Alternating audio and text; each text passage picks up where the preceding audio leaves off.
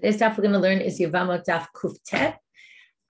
Today's daf is sponsored by Art Gould and Carol Robinson on the occasion of their 49th wedding anniversary. We met each other at Hillel House in the summer of 1971 and have been inseparable since our very first Shabbat together. For once in his life, Art knew the right thing to say. Sit with me and I will get you a sitter. She said yes. We're grateful to Hashem and to Carol's medical team for bringing us to this day, and for Carol, who always knows the right thing to say and the right thing to do. Okay, we're going to get started with our daf. We're going to start at the Mishna at the very bottom of Kuf Chet Amud Bet, reminding everybody that the Siyum is going to be on July 10th on a Sunday. If you're in Israel, there'll be Siyums around the country, either Thursday, Wednesday, Thursday, Friday, Shabbat, the Motzei Shabbat. There's different options. All that will go out next week. By maybe Monday or Tuesday, everything will be up. Okay. The other thing I want to say is, hopefully you'll join us on Sunday, but in case you don't, Sunday, Daf Kuf Yud Aleph is marks the 1/3 of the way through the Shas. So I want to congratulate everyone for making it, for those who started from the beginning. So 1/3 of the way, it's very exciting. So you have something to look forward to on Sunday. It is a bit of a difficult daf, so be prepared, but at least you'll know that at that point you've hit 1/3. Okay. If a man divorces his wife, we're talking about a regular woman here, even though our whole topic has been about these minor women that were married off by their mother or brother. We'll get back to them in 1 minute. If a man divorces his wife and then brings her back, we've learned you can't do this if she was with someone in the interim, but exactly what does it mean to be with someone, married, engaged? Anyway, we're not going to get into that right now. But here's a case where, and he's not a Kohen, let's say, where he returns to his wife, okay, he divorced her and then comes and takes her back she wasn't with anyone else in the interim. Muteret layabam. If he then dies, she can go do yibum with the yabam. Okay, you might say, why wouldn't she be able to? It seems strange. But Rabbi Elazar osel. It's Rabbi Elazar, maybe Rabbi Elazar. There's a bit of a debate who it is. Let's just go with Rabbi Elazar. It's what it says in front of us anyway. Rabbi Elazar forbids this. We don't yet know why. The Gemara also doesn't really know why. We're going to bring 4 different possibilities as to why he says this. Whenever that happens, it's clear nobody really knew what he meant and what the issue was. And likewise, okay, now, what if there's a yitoma? That's our case. He marries a woman whose mother or brother marries her off. So the marriage is only valid on a rabbinic level. He divorces her. That would be a rabbinic divorce, basically. And then he remarries her. So at that point, also, Rabbi Elazar will say. Now, what happens in both these cases, as opposed to the next case we're going to see, they were married on the same level that they were divorced and then remarried. Like everything happens either at a Torah level or everything happens only at a rabbinic level. However, in this next case, if her father marries her off and then she gets divorced. Now, if a father marries off a daughter, the marriage is valid on a Torah level. That's different from the brother and the mother that we've been discussing now. And we said a long time ago that there's 2 ways the mother or brother can marry her off. And that's why isn't the father involved? So the father's either not involved because the father's dead, or you can have what we're going to call in a second, the Mishna is going to say it, ki yitoma b'chayei ha'av. This woman who got married off by the father and then gets divorced, at this point, the father is no longer allowed to marry her off. Okay, he loses the rights almost, you could say, right? He messed up, right? One way of looking at it is he messed up and we don't give him a second chance, but I don't think that's really what the halacha means here. He marries her off, and now the husband divorces her. She's a yitoma b'chayei ha'av. What does that mean? Well, what does it mean in general that the father can marry off the daughter, right? To us, it seems very odd, right? I know even if I try to get involved with, setting up one of my kids, no way, like this is my department. You have nothing to do with this, right? So the issue here is like this. If you have, in those days, the father was in charge of the daughter. Remember the hafarat nedarim, for example, he can annul her vows when she gets, right, that we had this whole thing when she's betrothed, maybe the father and the husband maybe together need to, but there's this passage from the domain of the father to the domain of the husband. It's a very important passage. We've talked about a lot, right? We just had the shluchei abal, right? They send to the father sends her off to the messengers of the husband. There's this kind of leaving the father's house and going into the husband's house. Once that happens, the father doesn't get back his responsibilities toward her. She's now, it's almost like, even if she's not yet mature because she's still underage, but she's had this other experience outside of her house. And the father she's no longer under his domain, even if she gets divorced, right? We know like the Bakoin comes back, she can eat truma. Yes, there are certain things. She can go back to her father's house, but it's not the same as it was before. And he doesn't have the rights to marry her off on a Torah level anymore. So they call her a yitama b'chayei ab. It's right. She's like an orphan, and yitama is an orphan, while her father's still alive. It basically means her father doesn't have the responsibilities anymore on her that he used to have. So now what can she do? Well, the mother or the brother can marry her off, but again, the marriage will only be on a rabbinic level, or even if she marries herself, it's only on a rabbinic level. So therefore, now we have an interesting case. If he remarries her. So now, the first time they were married, it was a valid Torah marriage. Then they got divorced. That's a valid Torah divorce. Then she gets married again. It's only rabbinic. At this point, we're stuck because if he dies and she falls to yibum to the brother, there's a bit of an issue here. Why? On a rabbinic level, she's obligated in yibum. On a Torah level, she can't marry him because on a Torah level, the last thing that happened on a Torah level was the divorce. She's divorced from his brother. If you're divorced from someone's brother, you cannot marry him because he's your divorcee's brother. So she can't do yibum and has to do chalitza according to everybody. So divrei kol asur aliyah. So again, first case was Torah. Everything was Torah level. Marriage, divorce, and remarriage. Fine, no problem. You could do yibum. Yibum is a Torah level. Second one was rabbinic, right? So rabbinic marriage, rabbinic divorce, rabbinic remarriage, rabbinic chiyuv yibum. But if you have Torah marriage, Torah divorce, rabbinic marriage, rabbinic yibum, now, right, you're stuck, okay? And then you can't do yibum at all. Doesn't say here if you do chalitza, but we're going to see in the Gemara that you do chalitza. So Amar Eifa, we're now going to try to understand. The last part is very easy, but the first two cases, why did Rabbi Elazar forbid her to yibum? Amar Eifa, my time did Rabbi Elazar. Well, if you look in a timeline, there was a point in this whole thing where she was forbidden to the brother. At the moment of divorce, she becomes forbidden to the brother. So even though she got remarried and now fell to yibum to him, there was a moment in time where she was divorced and therefore forbidden to the brother. That's it. We can't undo that at all. That happened. The fact that it happened means she's now forbidden. To which the rabbis don't really like his opinion. They say, if you're saying, basically, because of that one moment, there's Isur Arayot here. He's Esharach. If it's a Rayot, then not only do you not do yibum, you're exempt entirely. You don't do chalitza either. And if you want to say Rabbi Elazar doesn't require chalitza here, and then that would work perfectly, well, there's a braita that says, Mishum Rabbi Elazar, in the name of Rabbi Elazar, they said she does chalitza. So what you're saying doesn't jive with the halacha. Ela Amar Eifa, there's a great line. Rabbi Elazar lo yadana my taima. He basically picks up his hands and says, I really don't know why he says this. Okay, next. Am Rabbi, second answer. Hainu tamid Rabbi Elazar. Misapkale. Now we're going to get to why, yes, right?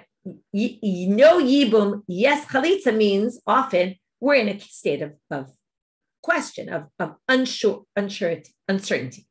So we don't know what. In other words, again, if you're uncertain about something, so what do? You stay, right, on the safe side. Don't marry her because it might be a rayot and forbidden. But yes, do chalitza. Don't say, I don't have to do anything. So what's the safek? By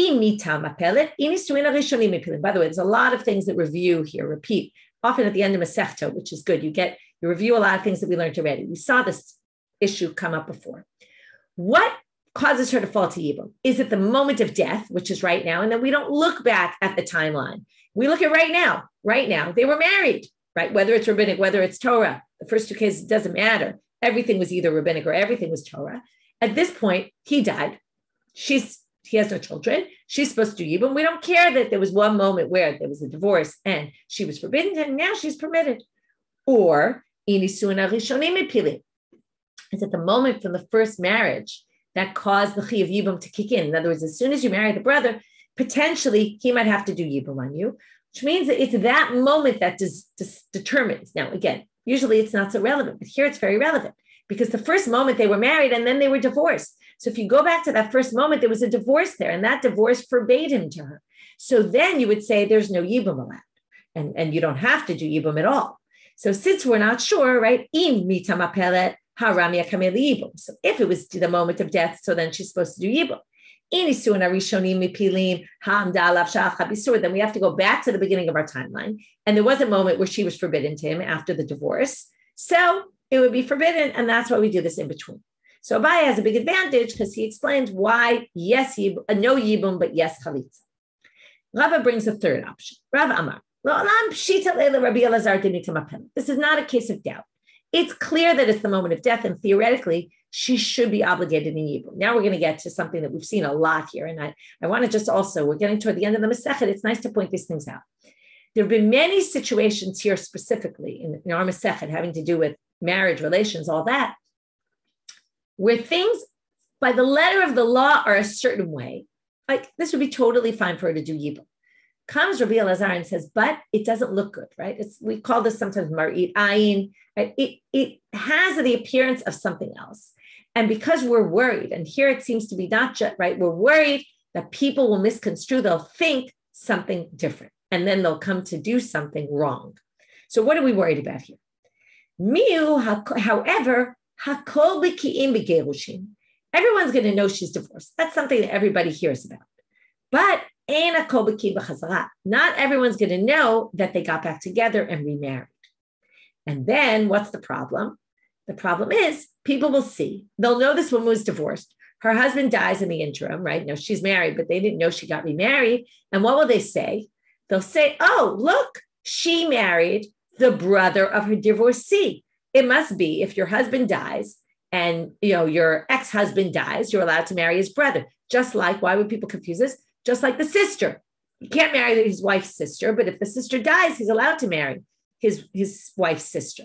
So even if they were divorced, right, you can't do it unless she died. So here also, people might think that you can marry the brother of the divorce, if your dead brother or your divorce, as long as your brother was divorced, maybe not even died, people will just think, oh, it's allowed. We don't want that to happen. But the Gemara now questions him and says, wait a minute. Adrabah, I would say the reverse of what you just said logically. What do you think people normally notice? It's actually a good question, right? Do people notice people are divorced, or do people notice that people are married? So they say, logic would say it's the opposite. More people know that you got remarried. Why? She's living with him, as people see you living in the same house. They might not see you not living together, because that's seeing something that's not. But they will see you living together. So of course, everyone's going to know she's remarried. So what are you worried about? And no one's going to say, oh, right, everyone knows, shat mitama pelet, right? No one's going to start thinking, oh, maybe you can marry your brother's, your divorced husband's brother. So milo askinan, what's the answer? It must be, they're talking about the ahadra ba'orta v'shachid b'tzafra. It must be a case, and then already we're narrowing very much so this Rabbi Elazar sale. If he died at night, they got remarried at night, and he died in the morning. Sorry, confusing all the details. Okay, they got remarried that night. The next morning he dies, and then there wasn't enough time for the rumor, for people to get the word that they were remarried. Okay, but if they were married for a longer time, then there would be no concern. And then according to Rabbi Elazar would not forbid. This is a big weakness in his approach, because it would mean that the halach of Rabbi Elazar in the Mishna is very, very limited. Right. Besides that, he'd have to die without children, and he'd have to die very soon after having remarried. Rav Ashiyama. Fourth and final answer, and you're going to see that the Gemara clearly prefers this answer, which shouldn't be surprising because Rav Ashi edited the Mishna, the Gemara, so maybe that's why. But anyway, Rav Ashi says,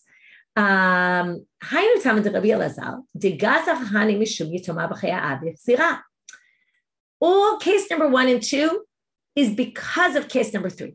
Case number 3, everybody agreed. When it's marriage on a doraita level, divorce on a doraita, and then marriage on a rabbinic level, and then he dies, and there's chiyuv yibum, right? Then, since the yibum is only derabanan, because they're only married on a rabbinic level, and the divorce was doraita, we're not going to allow her to do the marriage. we will have her do yibum, chalitza, but we're not going to have her do yibum. So all the other cases, Rabbi Elazar said, even though there everything was Torah, everything was Torah Rabbanan, and letter of the law, no problem.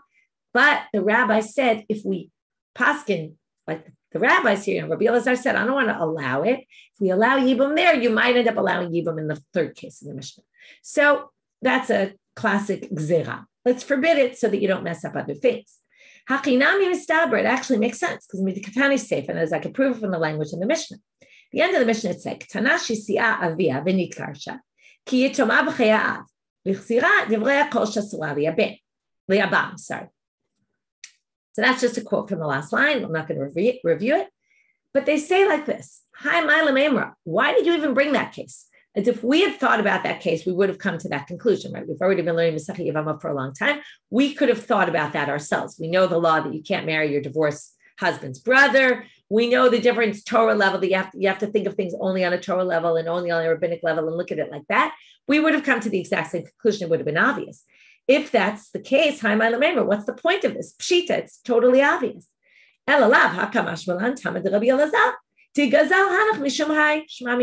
The only reason that third case is here is to tell you it's because of the third case that Rabbi Elazar is Osir in case number 1 and 2. So that we can conclude. And furthermore, Tanya Kavate de Rav Ashi, we're going to bring a braita that supports it, even though it's not exactly clear from the braita. But maybe because the braita starts with this case and says, Modim Chachamim Rabbi Elazar, Biktana Shisi'a Avia V'nitkarsha. The rabbis agree with Rabbi Elazar in this minor, where her father marries her off and is divorced, is the exact case in our Mishnah. She's like an orphan in the lifetime of her father. If he then remarries her, this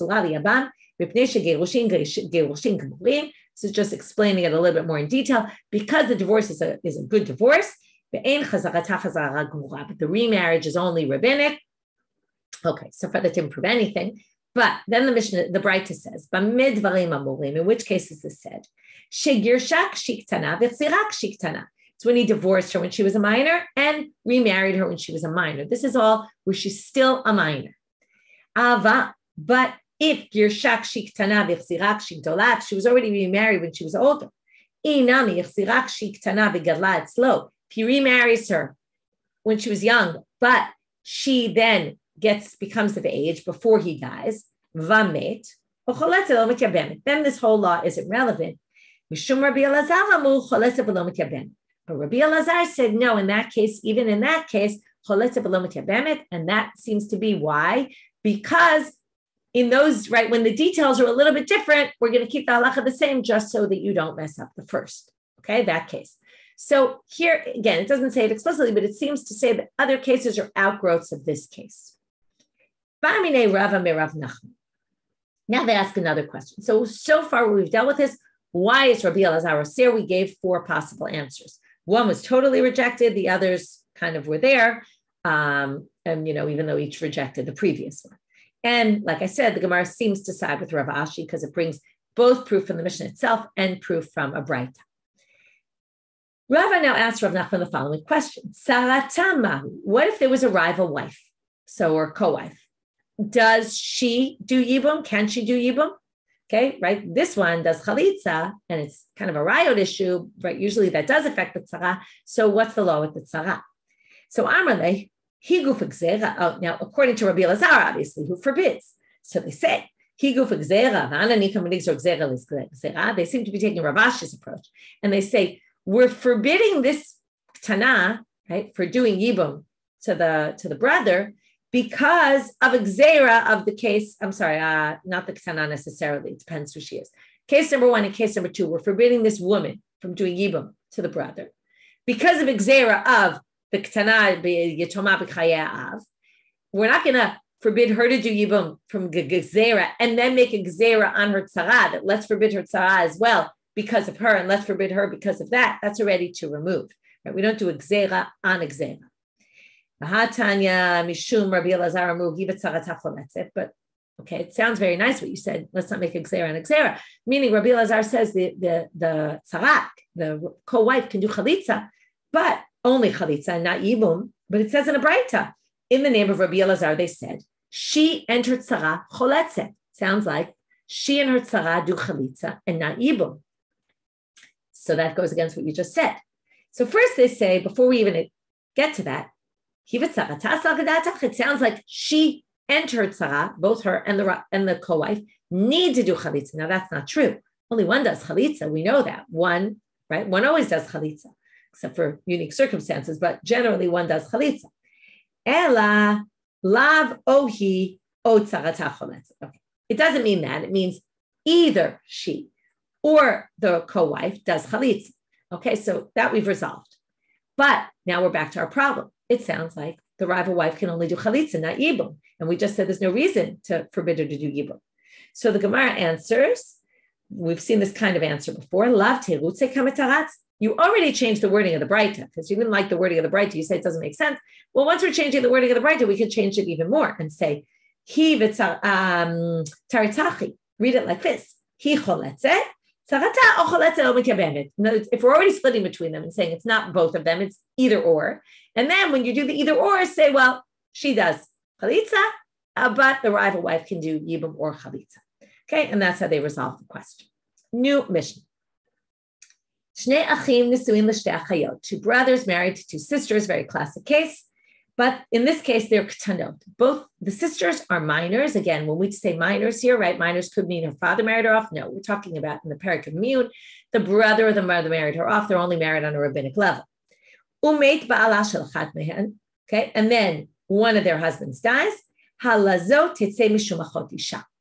what happens? So everything, again, this is like the previous mission. Everything is rabbinic here. So we have one is married rabbinic law, the other's married rabbinic law, so that when one husband dies, the other one falls to yibum on a rabbinic level. Okay, no problem. So what happens? But what's the problem? When he falls to her on a rabbinic level, there's a sister there. He's married to her sister on a rabbinic level, so he exempts the sister. Okay, the sister is exempt because she's a rayot, possible arayot, remember, because it's only rabbinic. On a Torah level, there's no arayot at all. But on a Torah level, there's also no obligation of yibum because she wasn't married on a Torah level. Same thing for if they're both deaf mutes. And again, it would mean the marriage is rabbinic. But it's going to get a little more complicated. What if there's one brother is married to an older sister, one brother is married to this minor sister where her mother and brother married her off, or brother? Only rabbinic marriage. So let's go through the two options. The simpler one is meit ba'ala shel ketana. If the younger one's husband dies and she falls to yibum to the one who's married to her older sister, that's very easy. The older sister is married on a Torah level. Of course, he can't marry the younger sister. There's only yibum on a rabbinic level. And he's married to her sister. He can't marry her. Arayot, she's out the window. But add the picture. Next, meit ba'ala shel gdola. What if the older sister, and this we actually saw this case, there's a three-way machloka, you might remember. What if the husband of the older one, now he's married on a rabbinic level to her sister, but he has a chiyuv yibum by Torah law to marry the other sister, but he's married to her sister already. So what do we do? It's very tricky. But he's only married on a rabbinic level. So on a Torah level, it's as if he's not married to her. So that's why, because it's tricky, there's three answers. Rabbi Elazar, we teach the ketana, we really, what it means is we encourage her. We encourage the minor sister to do miyun.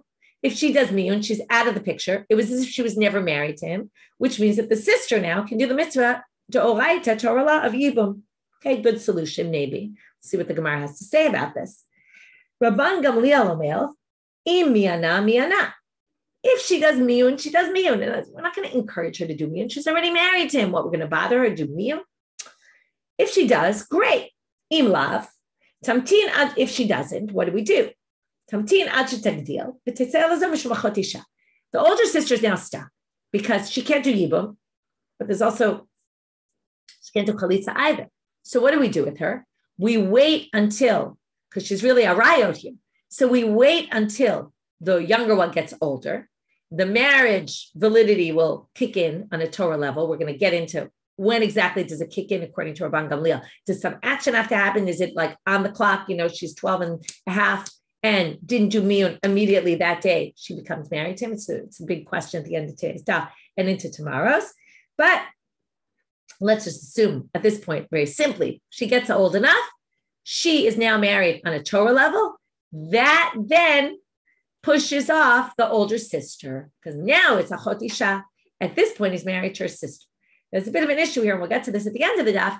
If we look at a timeline, theoretically, it seems like the yibum, yevamot happened first. So how could we wait, right? And how does that override the yibum that actually came first? Is that an issue or not? We'll talk about it later. Rabbi Yoshua Omer, oilo alishto, it says ilo, but it's like oilo. Oilo alishto, oilo aleshet achiv.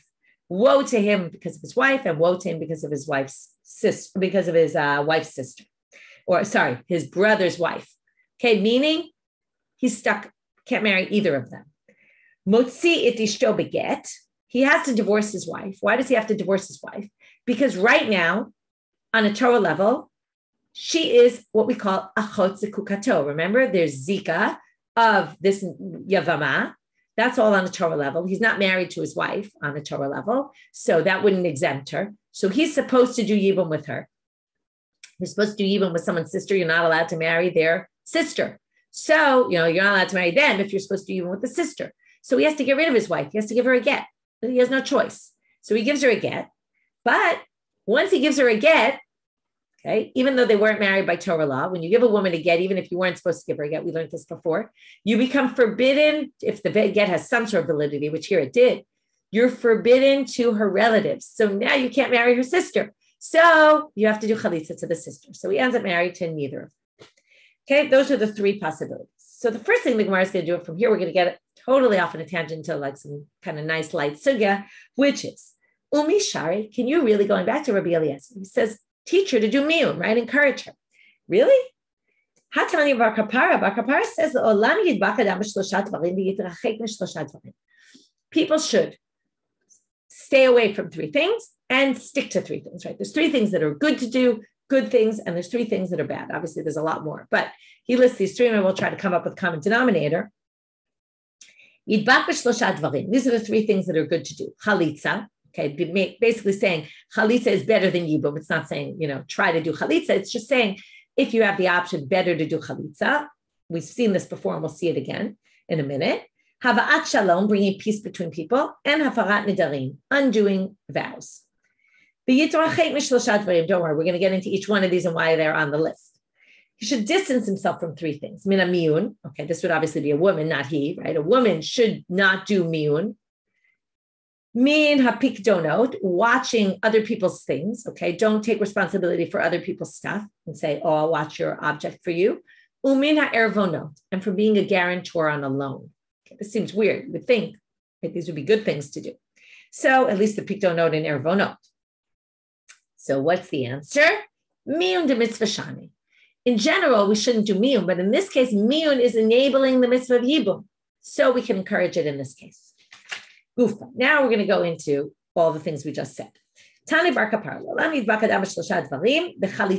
chalitza? Why is chalitza better to do than yibum? Remember, we saw different approaches. So here's the approach. Abba Shaul, he must hold like Abba Shaul. Ditanya, as it says in braita. Abba Shaul omer.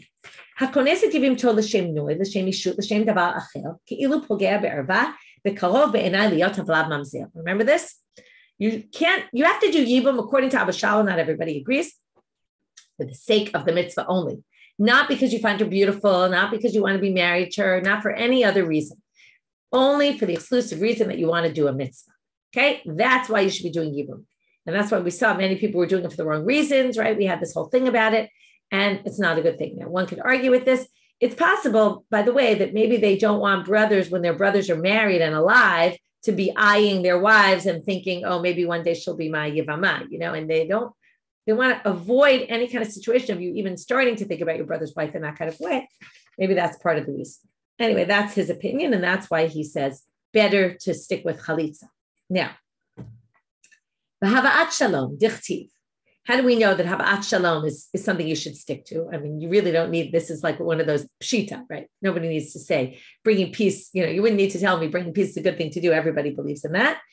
Obviously, peace at what cost? Anyway, not getting political at all. I'm just saying peace in the simple meaning of peace between people. Dichtiv. But bikesh shalom v'radfei. Seek peace and run after it. Why ridifa? We're going to see. Amar Rabbi Elazar, ati ridifa. We're going to make a shava between the word ridifa here and the word ridifa somewhere else. Again, it means to run after, to chase. That's one verse. That's in Tehillim, Lamidalid. Uchtiv hatam. In another verse in Mishle, it says, Rodef staka b'chesed. If you run after justice and chesed and compassion, or however you translate the word chesed, yimtza chayim staka v'osher. You will find a life with righteousness and honor. Okay, it's staka v'kavod. I said it wrong. Yimtza chayim staka v'kavod. Okay. So they say, just like ridifa after tzedakah and chesed brings good things, it is a good thing to do. Likewise, seeking shalom is a good thing to do. This is a good intro to Masechet Nidarim. We're going to get there soon. Not so soon, but it's one of the upcoming Masechtot. So, afarat nidarim ki Rabbi Natan. You should always get rid of your vows, meaning you shouldn't really make vows in the first place. Tanya, okay, and just like we have this debate here, is chalitza better or is yibum better? Also in Nidarim, we're going to have this debate. Is it good to make vows? Is it bad to make vows? This clearly sides on, I see Ruth, you're nodding your head. You remember all that. It was very central to Masechet Nidarim. I'm glad you remember. So Rabbi Natan says, Hanoder ke'ilu bana bama. Someone who vows, it's as if he built a bama. What's a bama? A bama is an altar outside the temple. When the temple is in existence, you're not allowed to build altars outside the temple. And if you keep your vow, in other words, just making a vow is like building a bama, which is forbidden. We'll talk about the connection in a minute. And if you keep your vow, which you would think is a good thing, it's ke'ilu kriv aleh korban. It's if you sacrifice in a bama. It's bad enough you're not allowed to build a bama, but you're really not allowed to sacrifice on it. So say making a vow and keeping to it is basically like sacrificing in a bama. Now, why is that? What's a bama? God gave us a place where we're supposed to sacrifice to God.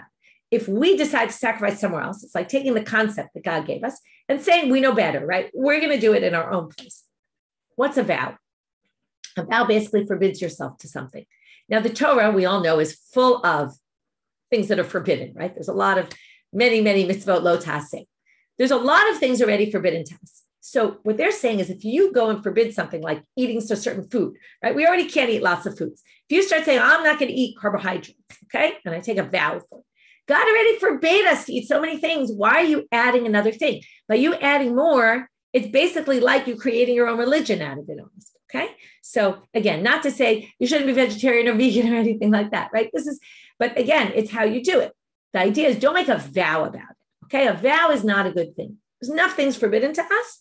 And again, there are different approaches, but there's nothing's forbidden to us. Don't start adding more things. It's basically like creating your own religion.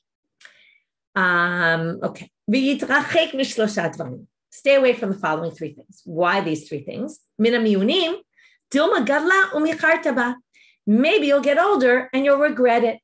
And how many times do we either say to our kids, or if you're kids, you hear your parents say this to you, right? You'll understand better when you get older, right? You think you know everything now, but you don't really know everything now, right? So I'm sure people could say that to us as well. But the point being that a girl at age 12 and a half or under, right, and decides, I don't want to be married to this man, isn't looking toward the future. She's thinking about the here and now. But maybe in the future, she might want to be married to him, and then she'll already have done miyun and she's out on the streets and, maybe she'll want to be married to him. So don't really do miyun because you might regret it later. Mina pikdonot, what's wrong with watching people's items? Bibar mata, it's talking about of someone who lives in the city.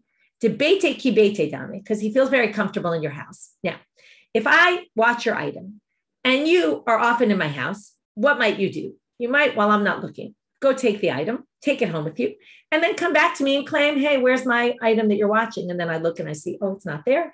And then you make me pay. So what's the similarity? We're going to see the similarity between this and all the other things. It's not seeing the future. Like you think this is a good thing right now. It looks good to you right now. Oh, I'll help you. It's really nice. But sometimes when you help people, you can get stuck in a sticky situation that you might not want to be in. Next, mina eravon, barvei shaltzion. Okay, they're talking about the kind of the guarantees that they do in the city shaltzion. We'll see in a minute what this is. Okay, it's very bad when a stranger does it's a little hard to explain this pasuk, does a guarantee. So what's this? Ra yeroa ki arev zal. What's this all about? Ra'a achar ra'a tavo. Now they're going to say bad after bad is going to chase all sorts of people. We're now going to have another three things. Okay, we're within one of the three on this list, and this is one of three on a different list. So what do bad things happen to? Lemikablei gerim, for those who accept converts. Okay, this is a surprising statement. We've had statements saying it's good to take converts, right? We've had statements it's bad to take converts. So here we're going to quote the one that says negative. We'll talk about it quickly for a minute. Okay, this one we were talking about, which we don't really know what that means yet either.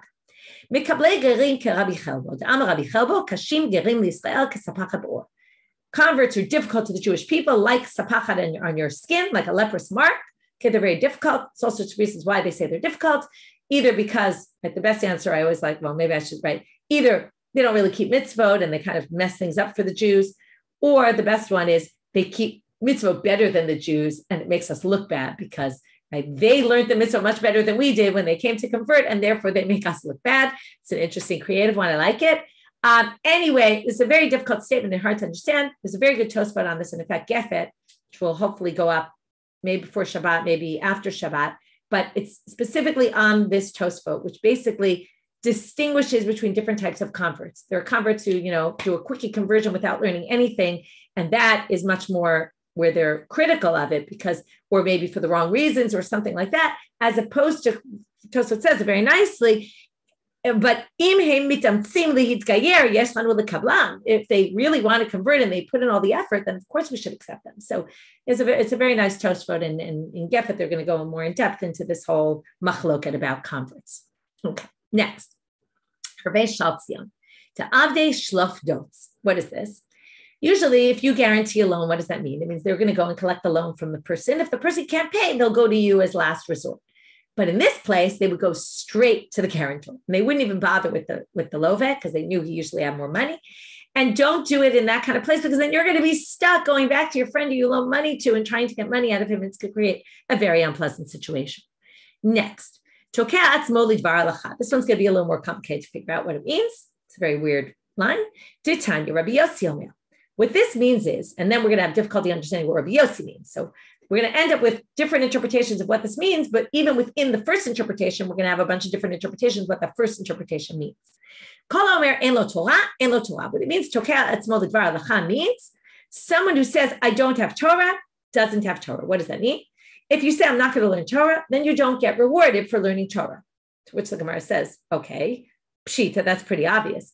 If I don't learn Torah, I'm obviously not going to demand a reward for learning Torah. Ela, what it means is, if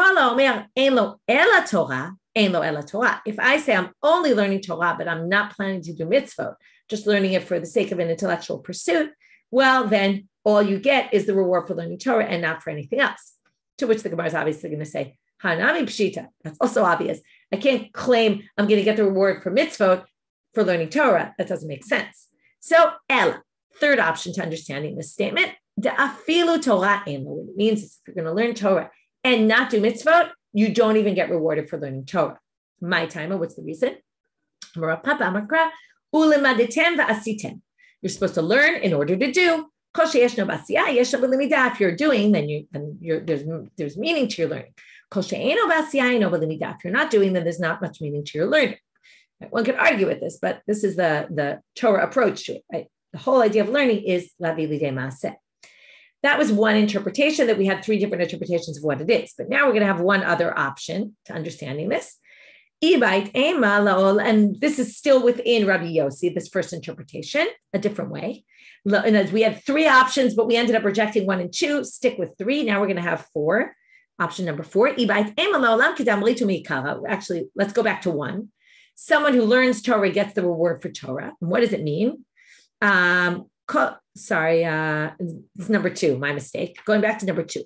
If you say I'm only learning Torah but not doing actions, I'll only get rewarded for learning Torah. What does it mean? Well, it's true, it's obvious, but what they want to tell you is by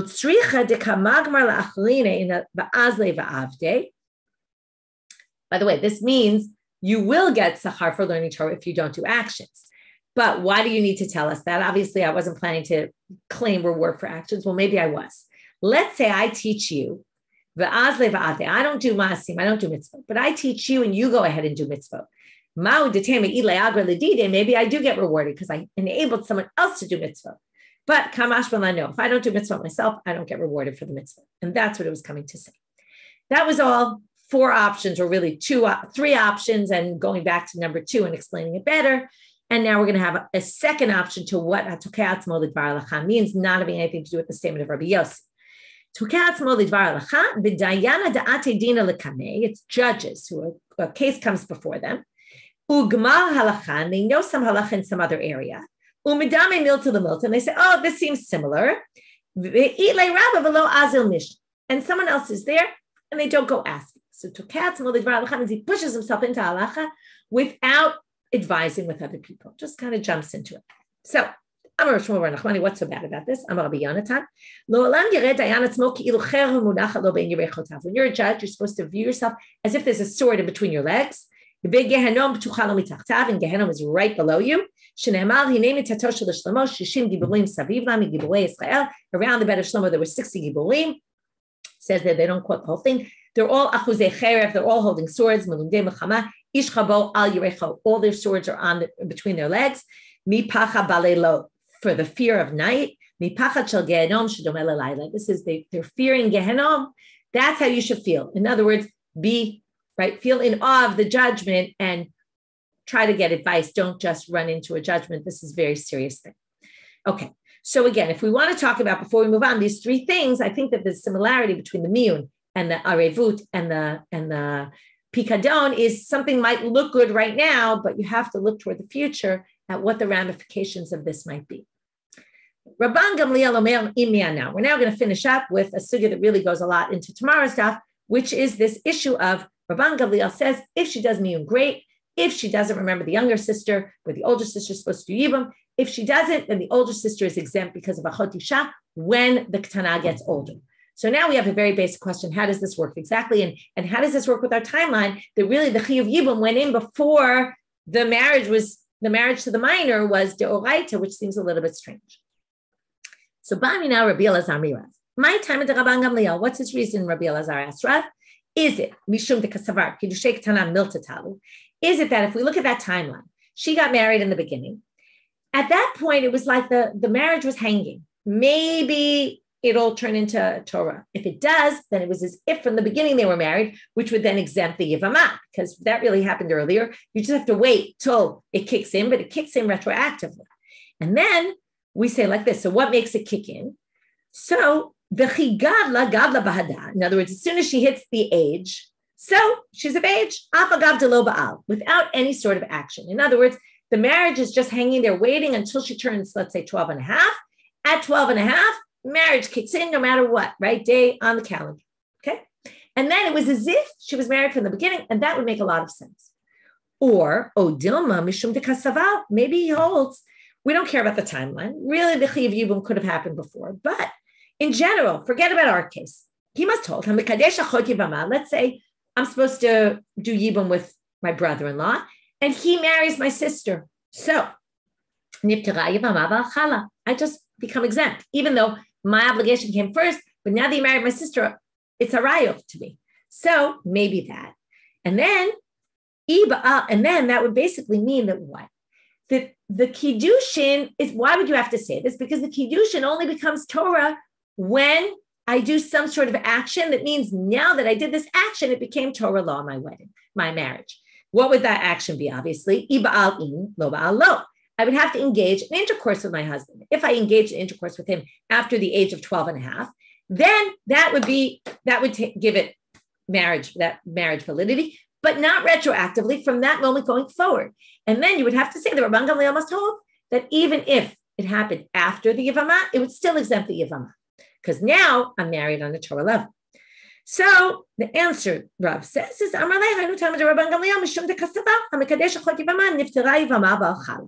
it really is the second option. It would have to be her marriage basically stays derabbanan. If they never have intercourse after that, it never becomes valid on a Torah level.